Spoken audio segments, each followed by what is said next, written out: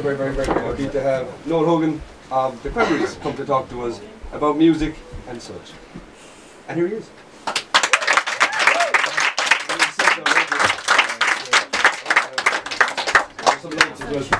What age were you when the whole Cranberries thing started? When you formed the band, I suppose? I guess I was around 18. I started playing guitar really late. I was 17, and I was only playing less than a year when we formed the band. And actually, most of the first Cranberries album is made up of songs that because we didn't really know how to play. It was myself, my brother played bass, and the guy I grew up with, Fergie, played drums. And we knew a few chords, and that was it. So most of that album is made up of those songs of what we knew. We kind of 4 chords, repeat them over and over, and kind of decorate over them. And that was, we built, that whole album from that. It wasn't the case of 4 million chords and changes and key changes. It was very, very simple. But I think it kind of came at a time when a lot of people were trying to be maybe too clever, and we sounded different because of that. Then we kept it very, very simple, and it just seemed to work for us. So. And keeping so that's when you started. It started with 3 of you. So gigs and things like that. At what stage after being together did you start to go out and look for gigs and playing gigs around? Well, we began. There was the 3 of us, and then a friend of ours who was a drummer in another band. He fancied himself as a vocalist for a while. He joined. It didn't last very long, but through him we met Dolores.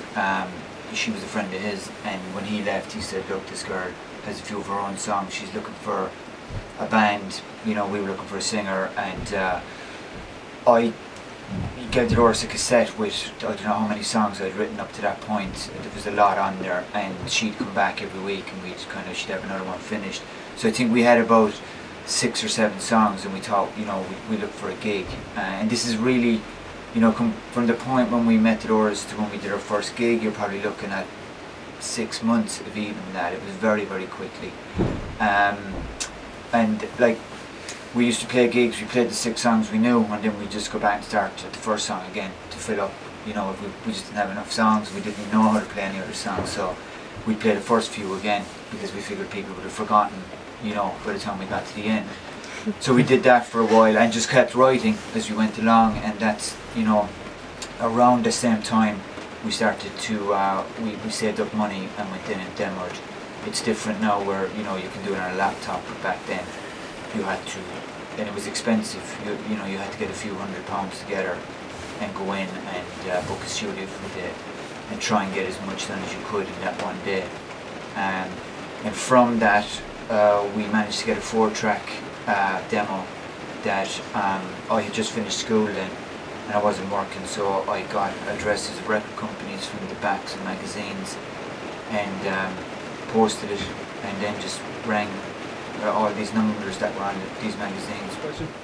I was going to ask, what bands were you into when you first started?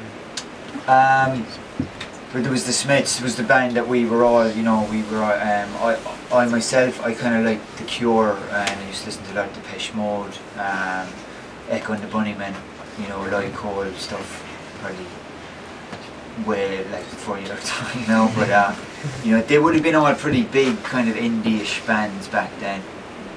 Not so much kind of the poppy stuff, it's like now, just different, where you have your kind of whatever pop bands, and then you have bands that are more kind of guitar music based kind of things.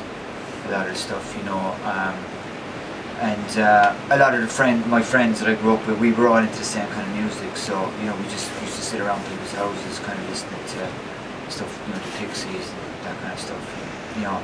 It was one of us would buy an album, the rest would love it, and then we'd all just kind of just sit around listening to it all day, and that was it. And I think that all kind of soaks in there somehow, and when you do start to write, then your influences start to show, even though you might not kind of set out kind of for it to be like that.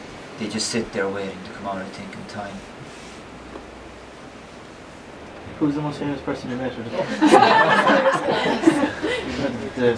Starstruck, like the first time you met? For me, there was a guy called Michael Stipe who was the singer with R.E.M. I'd been a huge R.E.M. fan growing up, and when we were doing our first video in LA. He had the girl that made the video had done the REM video before that, so he was in town and he called down, and he just came walking in like to the dressing room, and you're there going, can't, you know. And we ended up doing a tour with them a few years later then again, and we were with them for about a month. So you're seeing them while you're kind of sitting around catering, talking to them. It's like, you know, it's just things like that are mad.